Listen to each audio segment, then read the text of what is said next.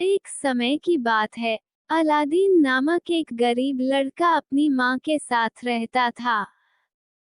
एक दिन अलादीन का चाचा जफर उनसे मिलने आया। उसने अलादीन को अपने साथ चलने के लिए कहा।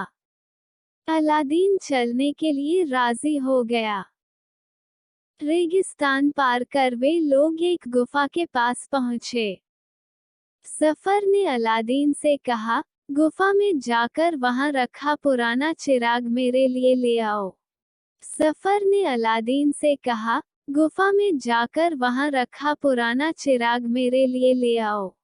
जफर ने अलादीन से कहा, गुफा में जाकर वहां रखा पुराना चिराग मेरे लिए ले आओ। भीतर जाने पर अलादीन ने गुफा में कल्पना से भी अधिक धन देखा। जितना सोना चांदी उठा सकता था उतना उसने उठा लिया। एक अंगूठी भी उसने उठा ली। जफर ने उसे आवाज दी, अलादीन जल्दी करो, मेरे लिए चिराग लेकर आओ।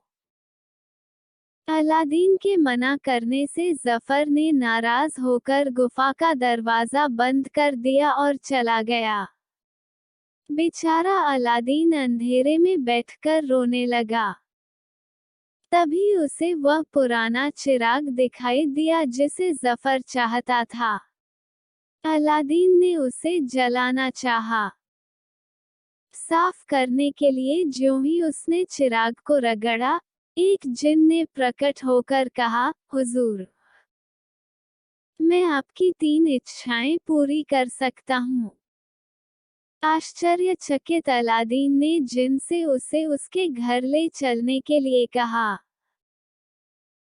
पल भर में अलादीन अपनी माँ के पास वापस अपने घर में था। वो अपने साथ अंगूठी भी लाया था। उसने जब अंगूठी को रगड़ा तो दूसरा जिन बाहर आया। अलादीन ने उसे अपने छोटे से घर को महल में बदलकर उसे धनवान बनाने के लिए कहा। यह सारे काम जिन ने पलक झपकते ही कर दिए। फिर अलादीन ने सुल्तान की सुंदर पुत्री को देखा और सुल्तान से उससे विवाह करने की इच्छा प्रकट करी। सुल्तान राजी हो गया और दोनों का विवाह हो गया। अलादीन अपनी पत्नी और माँ के साथ खुशी खुशी रहने लगा।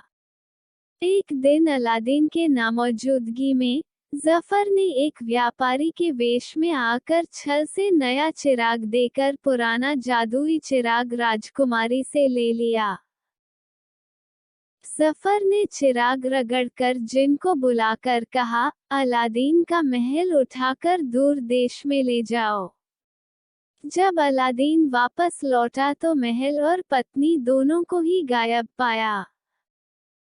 उसने अपनी जादुई अंगूठी को रगड़ा और जिन से उसे उसके महल में ले चलने के लिए कहा।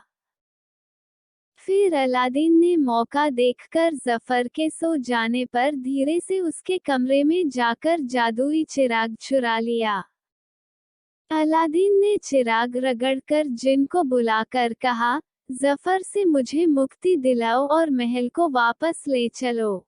अलादीन ने चिराग रगड़कर जिन को बुलाकर कहा, जफर से मुझे मुक्ति दिलाओ और महल को वापस ले चलो। इसके बाद अलादीन राजकुमारी और अपनी माँ के साथ सुखपूर्वक रहने लगा। बड़ी